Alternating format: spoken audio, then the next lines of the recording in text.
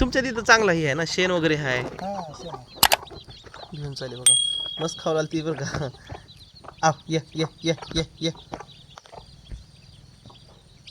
आज विशेष आपल्या कोंबड्याचा अंडा बसला का हां हां हां. पिली काढली. हो का. आणि विशेष सांगायचं हां आमच्या पलीकडे एक दोन येतो हातला हा. सरास मुर्गेच.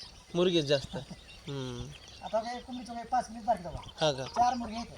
हां हां हां बघा हिची 5 होती. हां बघा ही 3 मुर्गी आणि त्याला 1 पडली. हां बघा हिची 3 मुर्गी 2 पडली. हां आणि तसं राहते 5 6 5 6 तरी वाढली. हां. तर जास्त मुर्गेच कोंबडा जास्त निघते. कोंबडा जास्त शेळ्यामध्ये बकरा जास्त. हो का. काय आपली काय ते अरे बापरे, बरं आहे की.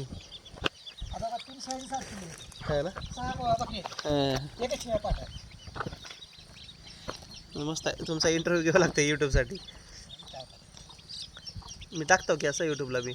मला हे लय आवडते तो पिल्लं पक्षी वगैरे हे करायला. मजा नाही हां मजा काहीच नाही पण आपलं उत्पन्नाचा भाग नाही. हां हां हां. मला दिमाग शांत आणि हे नाही बरोबर आहे ना. नाही बघा की आता हे छोटे छोटे एवढे पिल्लं खायला आलेत ना, आणि हे कसं खायला बघा की सुंदर एकदम, बघायला किती सुंदर वाटते, मस्त वाटते. कुठं दुसरं हे करत असं. चारलं का हां हां. चारलं वरून टाकली फरली केली एक मानसिक समाधान भेटते. बरोबर बरोबर बरोबर. ते तसंच असते. मी पण काय करतो, माझ्या घरचे पिल्ले कोंबड्या आहेत की उगं सोडतो आणि त्यांच्याकडे नुसतं बघतच राहतो, फक्त नुसतं बघत राहतो.